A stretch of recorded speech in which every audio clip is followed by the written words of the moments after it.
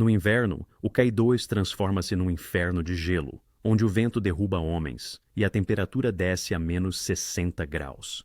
É aqui, na mortal Gargalo, a 8.200 metros, que desaparece sem deixar rasto a cordada de elite. Muhammad Ali Saad Para, John Snorri e Juan Pablo Moore. Os seus corpos só serão encontrados meio ano depois, mas o mistério das suas últimas horas ficará para sempre no cume. Como é que um simples carregador, que começou a sua jornada de chinelos de plástico, se tornou uma lenda do alpinismo? E por que razão a montanha que ele considerava sua casa o levou para sempre? Algumas pessoas são escolhidas pelas montanhas, nascem onde a terra encontra o céu. Muhammad Ali vem ao mundo na aldeia de Saad Para, perdida entre os gigantes do Karakorum. Aqui, o destino está traçado desde o nascimento. Os homens são carregadores, porteadores. Desde sempre, carregam aos ombros não só as cargas das expedições, mas o próprio peso destas montanhas. Aqui, a vida é uma luta constante.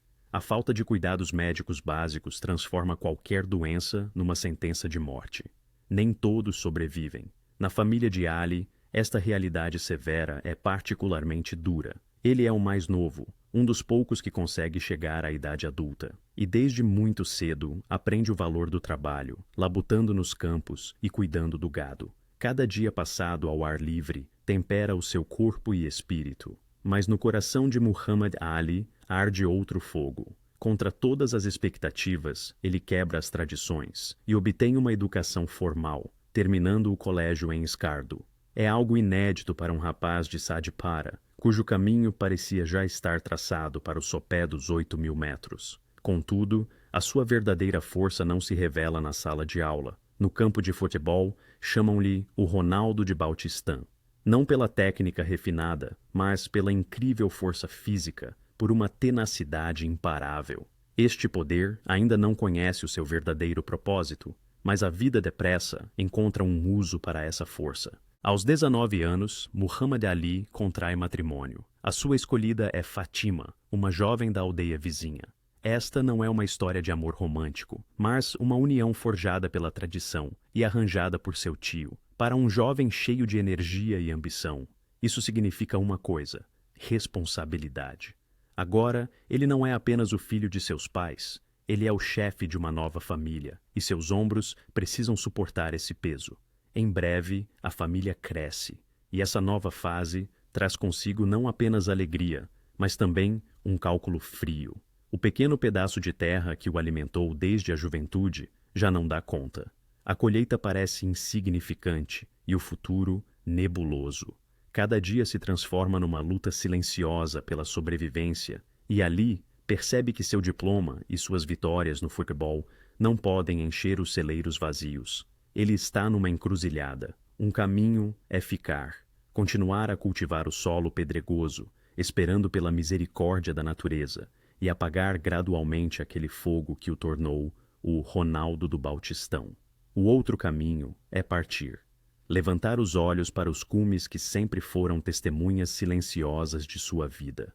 Para onde estrangeiros buscam glória e os homens locais sustento. A decisão não vem fácil. Deixar a terra dos antepassados significa romper com o passado, mas ficar significa trair o futuro de sua família. Ele olha para suas mãos, feitas para o trabalho pesado, e entende: sua força não é necessária aqui. Seu estádio não é o campo de futebol, mas as encostas geladas das montanhas de 8.000 metros. Ele toma a decisão que vai mudar tudo. Ele deixa a fazenda e oferece seus serviços ao negócio das expedições. Desse momento em diante, sua vida se divide em antes e depois. Ele se torna um carregador.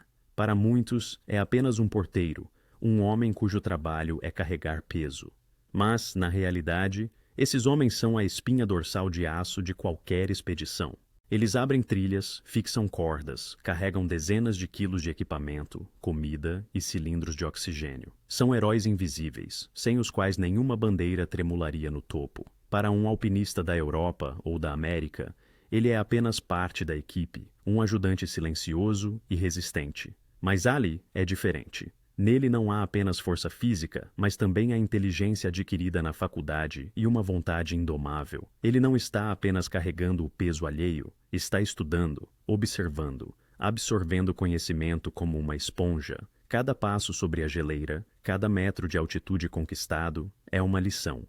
Ele ainda não sabe, mas, carregando os sonhos de outras pessoas, começa a nutrir o seu próprio. Início dos anos 2000. Sua carreira começa no degrau mais baixo. Ele é um porteiro de baixa altitude. Sua tarefa é simples e insuportavelmente difícil: levar cargas aos acampamentos base, ao pé das montanhas que ele ainda nem ousa sonhar em conquistar. Imagine a cena: a geleira de Baltoro não é uma arena de gelo lisa, mas um caótico amontoado de gelo, pedra e fendas ocultas. Um rio de tempo congelado, com 63 quilômetros de extensão. E sobre essa geleira, entre seracs que brilham ao sol, caminha um homem. Em seus pés, não há botas de alpinismo especiais com crampons. Ele usa chinelos de plástico finos, comuns, como os usados na aldeia. É a era dos chinelos, como mais tarde chamarão esse período de sua vida. Ele faz parte de um exército invisível, que torna possíveis os recordes dos outros. E o abismo entre os dois mundos aqui, na geleira, é sentido como uma dor física. Ali vão os clientes, alpinistas ocidentais. Vestem roupas coloridas de membrana, protegidos do vento e da umidade. Suas botas são um milagre tecnológico, suas mochilas são quase sem peso, nas mãos. Bastões leves de fibra de carbono. Parecem exploradores de outro planeta. E aqui vai o Ali. Suas roupas são peças gastas deixadas por expedições passadas. Um casaco de fleece velho, calças desbotadas. E esses chinelos, que parecem uma piada de mau gosto no reino do gelo. Ele carrega nas costas um fardo que é 2 até 3 vezes mais pesado que a mochila de qualquer cliente. Neste contraste está a essência do alpinismo no Karakoram naquela época. Uns vêm aqui em busca de glória, outros, simplesmente para alimentar a família. Cada passo nesses chinelos, sobre o gelo afiado e as pedras geladas, é uma provação. O frio penetra no corpo, roubando as forças, mas o Ali segue em frente. Ele não se queixa, ele observa, memoriza, aprende. O seu corpo, temperado por anos de trabalho nos campos, torna-se a sua principal ferramenta, o seu único equipamento de alta tecnologia. Ele prova, não aos outros, mas a si mesmo, que consegue aguentar. Para os estrangeiros, ele é apenas mais um rosto na multidão de carregadores silenciosos. Eles não sabem o seu nome, nem a sua história. Apenas veem um homem a fazer o seu trabalho. Mas neste anonimato e privação, nasce algo maior. É uma escola dura de sobrevivência, onde a propina se paga com dor e congelamentos. E o Ali paga esse preço na íntegra, abrindo o seu caminho para o cume, passo a passo. Durante 4 anos, ele caminha sobre glaciares, tornando-se parte daquela paisagem severa. E então, acontece aquilo que divide a sua vida em novos capítulos. O ano de 2004. Uma expedição coreana prepara-se para atacar o K2, a montanha assassina, a segunda mais alta e a primeira em dificuldade. Eles não precisam de um simples carregador. Precisam de um High Altitude Porter, e JAP. É um nível completamente diferente. Já não são caminhadas até o campo base, é trabalhar na zona da morte, onde o ar rarefeito sufoca e o frio paralisa os movimentos. Ele é contratado. Por que precisamente ele? Talvez alguém tenha notado nos seus olhos um fogo que anos de trabalho duro não conseguiram apagar. Talvez tenha sido simples sorte, mas o Ali recebe a sua oportunidade. Pela primeira vez na vida, recebe equipamento a sério. Não são roupas usadas, mas sim equipamento profissional. Um fato quente de penas, botas de altitude, crampons, piolé. Ele olha para estas coisas não como roupa, mas como uma armadura. A sua tarefa agora já não é apenas carregar. Ele tem de traçar a rota, instalar cordas fixas, montar acampamentos a alturas vertiginosas, onde cada respiro é um esforço. E aqui, no ar rarefeito do Karakoram, acontece um milagre. O corpo do Ali, habituado à altitude desde o nascimento, revela o seu potencial oculto. Onde alpinistas experientes ficam sem fôlego e sofrem de hipóxia, ele sente-se quase em casa. A sua resistência é impressionante. Ele consegue fazer 2 ou 3 viagens com carga entre os acampamentos, enquanto outros mal conseguem completar uma. Para os coreanos, ele deixa de ser apenas um carregador, tornando-se um verdadeiro talismã. Mas a verdadeira transformação acontece dentro dele. Já não é um carregador anônimo, é parte da equipe de alpinistas. Observa como os montanhistas planejam a rota, como manuseiam o equipamento, como tomam decisões em situações críticas. Absorve esse conhecimento e sua mente inquisitiva, afiada na faculdade, analisa cada detalhe. Ele não vê mais a montanha apenas como fonte de renda, mas como uma adversária, um enigma a ser decifrado. Um novo sentimento nasce em seu coração. Isto já não é apenas um trabalho, é paixão. Ele percebe que nasceu para isto, não para carregar a bagagem dos outros até a base, mas para estar no cume. As montanhas deixam de ser apenas seu ganha-pão, tornam-se sua vocação, seu destino. Aquela temporada no K2 transforma o carregador de chinelos em um verdadeiro alpinista de altitude. Esta paixão exige uma saída, e ela não tarda a chegar. 2006. A expedição alemã Amical Alpin prepara-se para ascender o Gasherbrum Seginzer, a parede brilhante, uma montanha de 8.035 metros. Eles procuram um carregador de altitude forte e a reputação de Ali já o precede. Ele é convidado, mas há um detalhe. Diferente da expedição coreana, onde todo o equipamento necessário lhe foi fornecido, aqui as condições são outras. Ele deve chegar com seu próprio equipamento. Para um europeu, é prática padrão. Para Ali, é um obstáculo quase intransponível. Equipamento novo custa uma fortuna, dinheiro que ele nunca teve. Ele vai ao mercado de artigos usados em Skardu. Não é uma reluzente loja de esportes ao ar livre, mas uma feira caótica onde alpinistas vendem equipamento velho. Ele gasta todas as suas economias, comprando um macacão de penas gasto, botas velhas, um machado de gelo com a empunhadura desgastada. Sua casa transforma-se em oficina. Durante as noites, à luz de uma lamparina de querosene, ele senta-se e remenda buracos no casaco de penas, repara rachaduras nas botas, afia os crampons. Cada ponto dado, cada martelada, é um ato de desobediência ao destino. Ele não pode ter o melhor, mas pode tornar o que tem inquebrável. Seu equipamento é uma colcha de retalhos, feita de histórias alheias, de conquistas alheias. Ele insufla nova vida nessas peças antigas, uma vida que é só sua. Parte para a expedição não como um participante, mas como um guerreiro que forjou sua própria armadura. Para a equipe alemã, ele é apenas um guia local. Eles veem seu equipamento velho, remendado, e talvez o tratem com certa condescendência. Mas na montanha, palavras e aparências não importam. Só importa do que você é capaz. E ali, mostra do que é capaz. Ele não apenas carrega peso, ele lidera, abre o caminho, dá segurança. Sua compreensão intuitiva da montanha, sua força física e sua serenidade em situações críticas geram primeiro espanto e depois um profundo respeito. Ele alcança o cume do Gasherbrum II, 8.035 metros. Ele está lá, no topo do mundo, em seu macacão velho e remendado, contemplando o Karakorum estendido a seus pés. É seu primeiro cume de verdade, seu primeiro 8.000.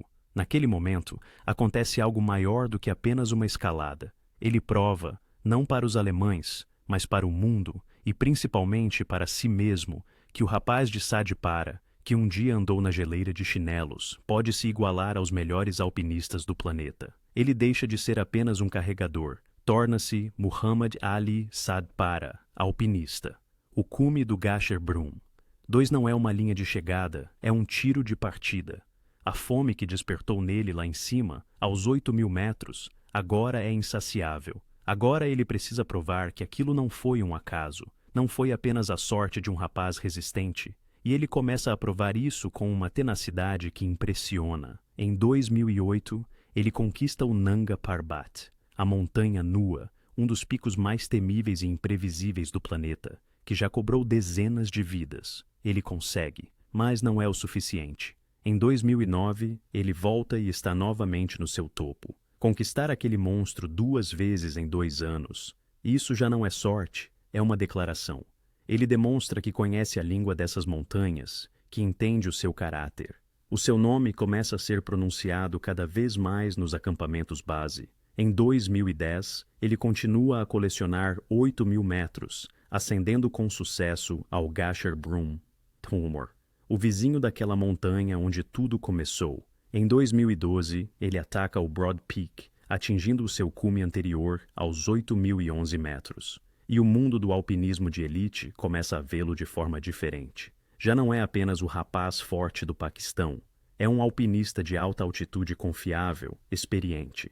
A elite do alpinismo, aqueles cujos nomes ecoam pelo mundo, começam a vê-lo não como um ajudante, mas como um parceiro de igual valor. Nomes como Simone Moro, uma lenda viva, começam a soar ao lado do dele, não no contexto de cliente e carregador, mas no contexto de parceiros de cordada. Ocorre uma transformação fundamental no seu papel na montanha.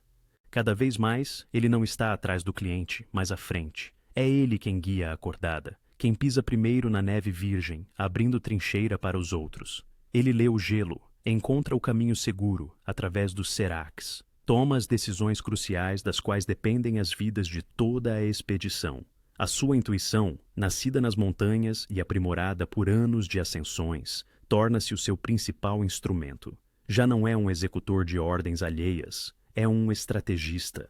Aquele mesmo homem com o macacão remendado agora mostra o caminho às estrelas do alpinismo mundial. A sua autoridade foi forjada não por palavras, mas por quilômetros verticais percorridos. E então, chega o momento em que a estratégia, a experiência e uma vontade inacreditável devem convergir num único ponto. Esse ponto é a Nanga Parbat no inverno. No mundo do alpinismo, soa como uma sentença. Até 2016, restam apenas 2 montanhas de 8.000 metros no planeta que nunca foram escaladas no inverno. Uma delas é a Nanga Parbat. 31 expedições tentaram fazê-lo. 31 equipas com os alpinistas mais fortes do mundo foram derrotadas. A montanha no inverno é uma criatura completamente diferente. A temperatura cai para -40 e um vento furacionado, veloz como um avião a jato, pode arremessar um homem pela encosta como se fosse uma pluma.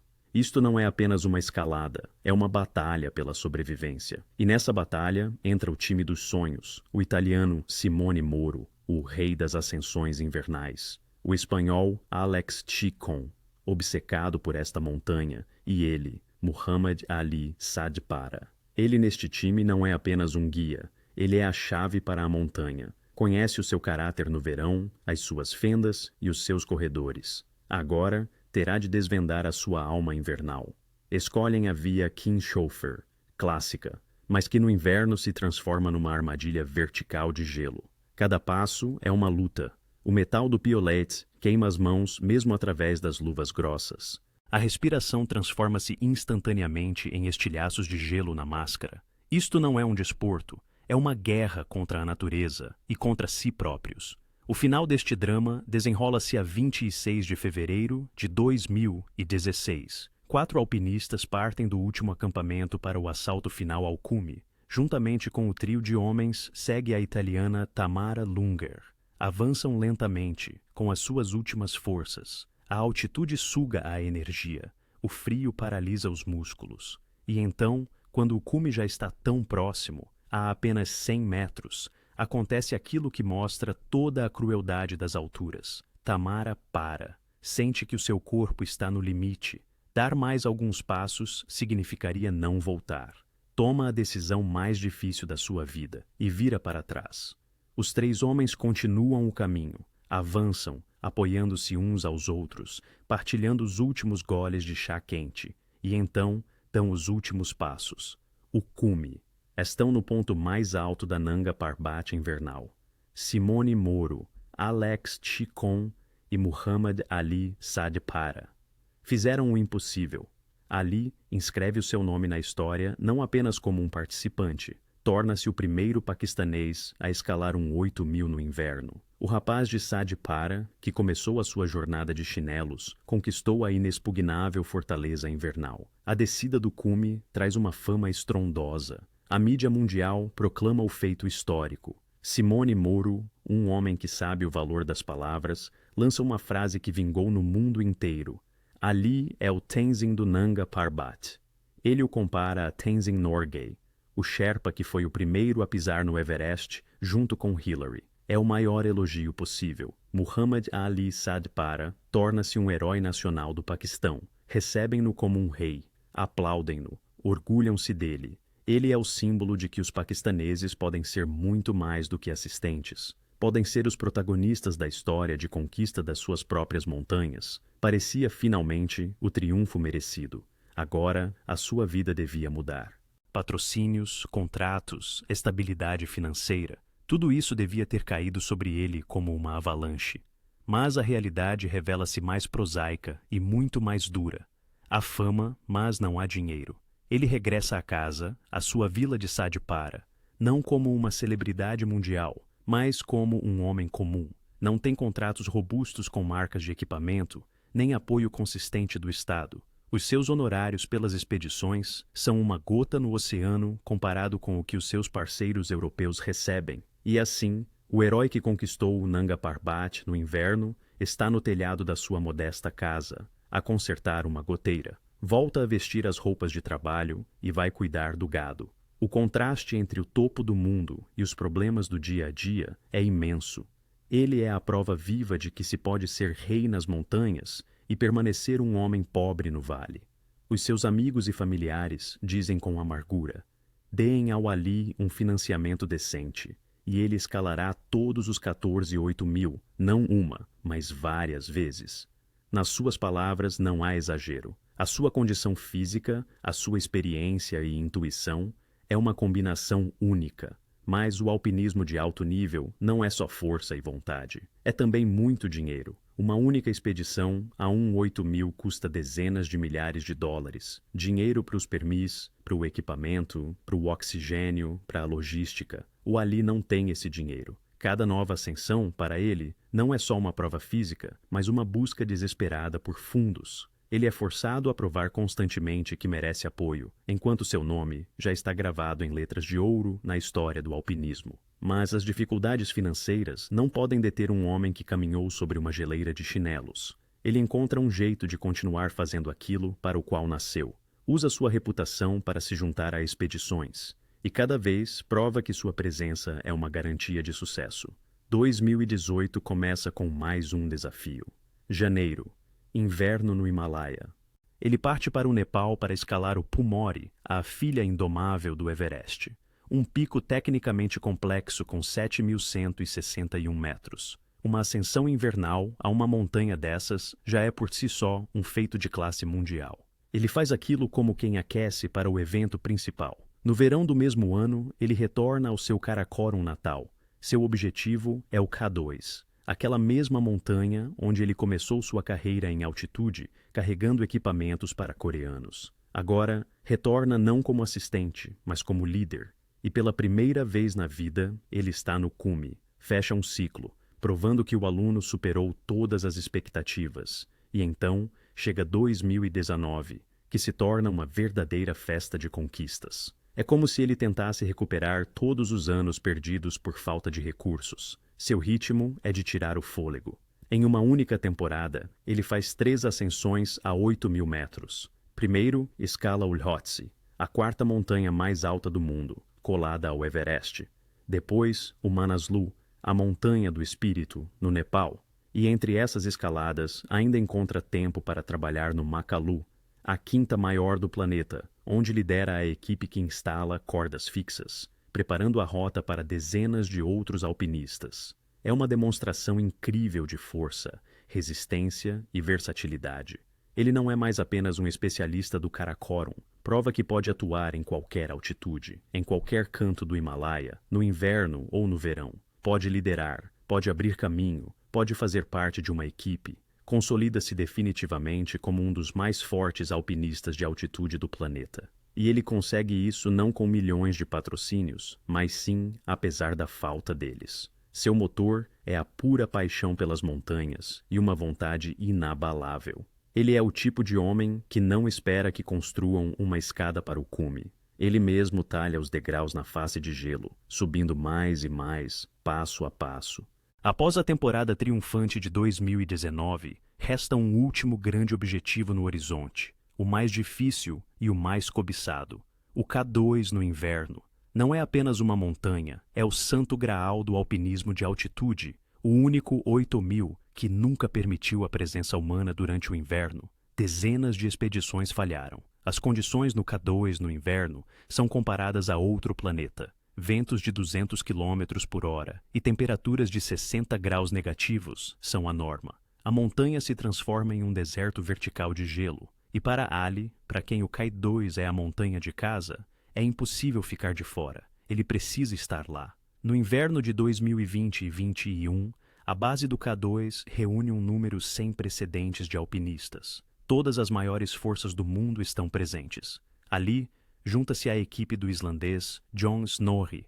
Mas no dia 16 de janeiro de 2021, algo acontece e muda tudo. Uma equipe de 10 Sherpas nepaleses, liderada por Nirmal Purja, realiza o incrível. Eles alcançam o cume. Eles levam o grande prêmio. A primeira ascensão foi conquistada. Para muitas expedições, este é o sinal para recuar. O jogo acabou, a história foi escrita. Os alpinistas começam a desmontar os acampamentos e ir embora. Mas não o Ali. Para ele, nunca foi uma corrida por um recorde. Para ele, era uma questão de honra. Ele olha para sua montanha e não consegue simplesmente partir. Ele diz: a primeira ascensão é linda, mas a bandeira do Paquistão ainda não foi colocada no topo do K2 no inverno. Nessas palavras está a sua essência. Não é uma busca por glória, é um serviço ao seu país e às suas montanhas. Ele decide continuar a expedição. Reúne uma equipe pequena, mas extremamente forte. Com ele vão seu amigo, o islandês Jon Snorri, e o chileno Juan Pablo Mor, e também seu próprio filho, Sajid Sadipara, um alpinista jovem e forte que seguiu os passos do pai. O plano deles é de uma ousadia beirando a loucura. Querem escalar sem usar oxigênio suplementar. Uma ascensão invernal sem oxigênio ao K2 é um desafio que está no limite das capacidades humanas, talvez além. É como tentar correr uma maratona prendendo a respiração, mas, para Ali, é uma questão de princípio. Ele quer provar que sua força vem do seu próprio organismo, não da tecnologia. 4 de fevereiro de 2021. O grupo sai do Campo 3, localizado a 7.300 metros. É a última parada antes do ataque final, o ponto de não retorno. O clima lhes dá uma breve e frágil janela de oportunidade. Eles precisam aproveitá-la, mas, desde o início, algo sai errado. No campo base, observadores monitoram nervosamente a previsão. O grupo de ataque deveria ter saído do acampamento no meio da noite, para ter uma margem de tempo, mas eles partem tarde, já após a meia-noite. Cada minuto de atraso, naquela altitude e frio, é energia perdida, uma chance roubada. O tempo começa a virar contra eles. Os relógios correm. É o temporizador das suas vidas. Manhã de 5 de fevereiro. O sol mal toca os cumes, tingindo a neve com cores fantasmagóricas. Eles avançam lentamente, mas com determinação, rumo ao topo. Lá embaixo, no campo base, são vistos através de binóculos, 3 minúsculos pontos na imensidão da encosta branca. Eles atingem a parte mais perigosa da rota, o Gargalo da Garrafa. É um corredor estreito, quase vertical, a 8.200 metros, diretamente sob um ceraque de gelo suspenso, do tamanho de um prédio de vários andares. Um movimento errado, uma pedra que se solte, e será o fim. E é aqui que acontece o primeiro ato do drama. O regulador da garrafa de oxigênio de Sajid, filho de Ali, quebra. Ele planejava subir sem oxigênio, mas levou uma garrafa para emergências. Agora, o equipamento é inútil. Sem ele, naquela altitude, o corpo começa a falhar. Ali olha para o filho. Ele vê os primeiros sinais de perigo: confusão mental, perda de coordenação. São sintomas de edema cerebral, uma condição que, naquela altitude, se desenvolve com rapidez mortal. Dentro de Ali, o pai toma uma decisão pelo alpinista. Ele ordena ao filho que desça imediatamente. Sajid discute, quer continuar com o pai. Mas o olhar de Ali é inabalável. Ele literalmente obriga o filho a voltar. Imagine este momento. O pai envia o filho para baixo, para a segurança, e ele próprio continua a subir, em direção ao desconhecido. É o seu último adeus. Sajid, cambaleante, inicia a descida para o campo 3, enquanto 3 figuras, Ali, Jon Snorri e Juan Pablo Mor, prosseguem o seu caminho. Eles entram no bottleneck. A partir desse momento, desaparecem da vista dos observadores. Sajid desce para o campo 3, lutando contra a fraqueza que o assalta. Ele entra na barraca e espera. Olha para cima, para a encosta que lhe escondeu o pai. Está convencido de que eles irão aparecer a qualquer momento na descida, cansados, mas vitoriosos. Espera 1 hora, 2, 3. O sol começa a inclinar-se para o pôr do sol, inundando os campos de gelo com uma luz laranja irreal. Mas na encosta não há ninguém. Espera até ao anoitecer. Chega a noite gelada do Karakoram. Dentro da barraca, um silêncio ensurdecedor, interrompido apenas pelo uivar do vento. Ele sai e espreita na escuridão, na esperança de ver a luz das lanternas frontais, um fino feixe de esperança. Mas vê apenas o indiferente cintilar das estrelas e a silhueta negra gigantesca da montanha. Espera a noite toda, sozinho, a 7.300 metros, num inferno de gelo. Ele passou assim quase 20 horas. Na manhã de 6 de fevereiro, percebe que tem de descer. Ficar ali significa partilhar o destino deles. Com o coração pesadíssimo, deixando uma parte da sua alma naquela barraca, inicia a perigosa descida em solidão, conseguindo milagrosamente chegar ao campo base. A sua notícia cai sobre o campo como uma avalanche. O mundo para. Imediatamente começa uma das operações de busca mais extensas e de alta tecnologia na história do alpinismo. O exército do Paquistão coloca helicópteros no ar. Não são voos comuns. Os pilotas realizam um feito, elevando as suas máquinas ao limite, até 7.800 metros, onde o ar rarefeito mal sustenta as pás. Eles literalmente arranham o ventre na encosta da montanha, espreitando cada fenda, cada corredor. Mas a encosta está vazia. A busca passa a contar com aviões de reconhecimento, equipados com câmeras potentes e termovisores capazes de detectar a mais mínima fonte de calor. Eles escaneiam os campos de gelo repetidamente. Mas a montanha é um sarcófago perfeito. Ela não entrega seus segredos. Os dias passam, tornando-se uma semana, depois outra. A esperança, que no início ardia com chama intensa, lentamente se transforma em brasa e se apaga. No dia 18 de fevereiro de 2021, depois de esgotar todas as possibilidades imagináveis e até as inimagináveis, o governo do Paquistão toma uma decisão trágica, porém inevitável. Muhammad Ali Sadipara, John Snorri e Juan Pablo Moore são oficialmente declarados desaparecidos. As buscas são encerradas. O inverno vai embora, passa a primavera e chega o verão. O K2 muda sua aparência. A carapaça de gelo que mantinha a montanha presa começa a derreter sob os raios do sol de julho. A temporada de alpinismo de verão tem início. Dezenas de expedições voltam a se dirigir ao cume. E então, no dia 26 de julho de 2021, quase meio ano após a tragédia, a montanha decide revelar um pouco do seu mistério. Uma equipe de Sherpas da expedição Madison Mountaineering, ao instalar cordas fixas na rota, faz uma descoberta terrível. Primeiro, encontram um. É Juan Pablo Moore. Ele está abaixo de todos, a aproximadamente 400 metros acima do campo 4, o campo de ataque. Seu corpo está preso a uma corda. Os Sherpas continuam a subida. Eles entram no sinistro gargalo.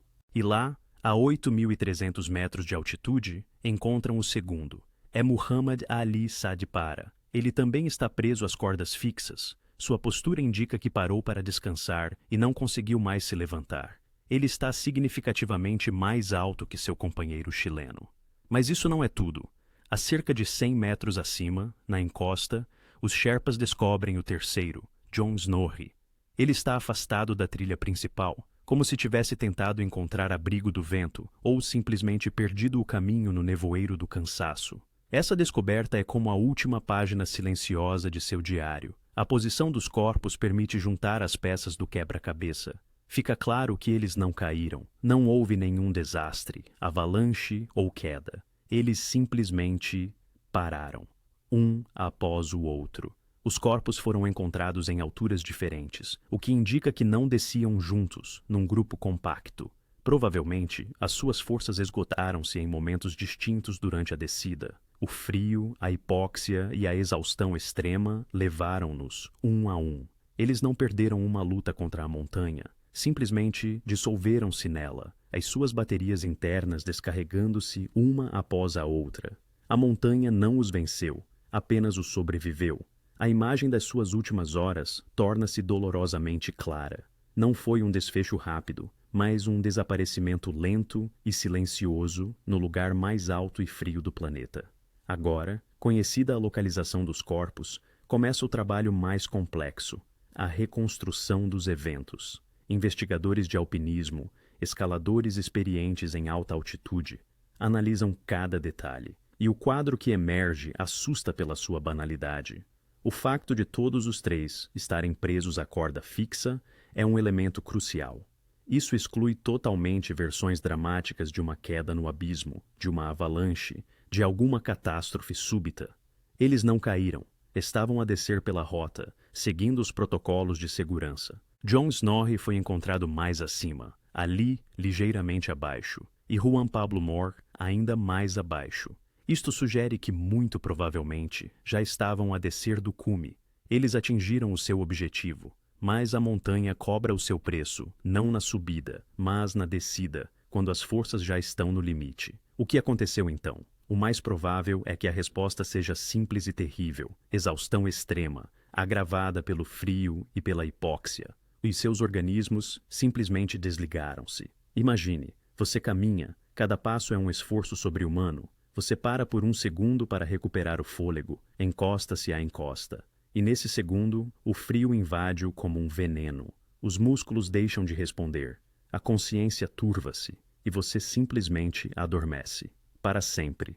É uma partida tranquila e silenciosa. A postura de Ali, imobilizado na corda, fala exatamente disso. Ele parou para descansar e não conseguiu retomar o movimento. Por que Juan Pablo Moore foi encontrado tão mais abaixo em comparação com os outros? Talvez estivesse em melhor forma física ou tenha simplesmente sido o último a esgotar os seus recursos. Existe uma versão que diz que ele, ao ver que seus companheiros paravam, tentou descer correndo até ao campo 4 em busca de ajuda, de oxigênio, de salvação. Lutou por mais tempo, percorreu algumas centenas de metros extra, mas as suas forças também se esgotaram. Foi uma corrida desesperada contra o tempo que ele perdeu. Não houve um momento fatídico, um único passo em falso. Houve milhares de pequenos passos que, lentamente, mas de forma implacável, os levaram ao limite. Eles não foram derrotados pela montanha numa batalha. Simplesmente deram-lhe toda a sua energia, sem deixar nada, e não lhes restou nada para voltar para casa. Resta a última e mais angustiante pergunta: terão eles atingido o cume? Junto dos corpos, encontram-se os seus pertences: câmaras GoPro, telemóveis, um rastreador por satélite. O mundo inteiro espera, com o coração nas mãos. Agora, a qualquer momento, surgirão as imagens do topo, os últimos sorrisos dos vencedores. Mas a tecnologia, após 6 meses num inferno de gelo, não tem pressa em revelar segredos. Os ficheiros nos cartões de memória estão corrompidos. O telefone por satélite emite apenas sinais fantasmas, com coordenadas erradas, flashes inúteis no vazio. Não há provas diretas, fotografias ou vídeos do cume, e o segredo do seu último triunfo fica para sempre com eles, lá nos 8.611 metros de altitude. Mas as suas famílias, os seus entes queridos e, sobretudo, Sajid, estão convencidos. Eles conseguiram.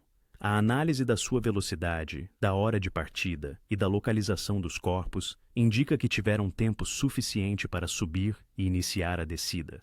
Eles não voltaram para trás. No verão de 2021, Sajid regressa ao K2. Mas não vai atrás do cume, vai atrás do seu pai. Sobe até ao bottleneck, encontra o corpo dele e pratica o ato mais difícil da sua vida. Move o corpo do pai para longe da rota principal, para um nicho de gelo. Não pode trazê-lo para baixo. É impossível a tal altitude, mas pode dar-lhe descanso, abrigá-lo dos olhares dos outros alpinistas. Lá, no teto do mundo, o filho realiza um ritual de despedida, confiando o corpo do pai ao gelo eterno. Deixa-o onde o seu coração batia, nos braços da montanha. Esta tragédia abala todo o Paquistão. Ali, Sadpara transforma-se de herói em lenda, num mito nacional. Na sua aldeia natal, em memória do homem que começou a sua jornada de chinelos, está a ser fundada uma escola de alpinismo, uma instituição que formará uma nova geração de carregadores e guias, ensinando-lhes não apenas técnica, mas também segurança, dando-lhes uma oportunidade que o Ali nunca teve. E Sajid, após ter se despedido do pai, não abandona as montanhas. Ele continua o seu legado. Começa a escalar picos de 8.000 metros sem oxigênio suplementar, tal como o seu pai sonhava. Ele carrega o seu nome e a sua herança até aos pontos mais altos do planeta. A história de Muhammad Ali Sadpara não é apenas a história de um alpinista. É uma história que mudou para sempre a forma como o mundo vê os homens das alturas do Paquistão. Ele provou que não são meros carregadores da glória alheia, são os senhores absolutos das suas montanhas.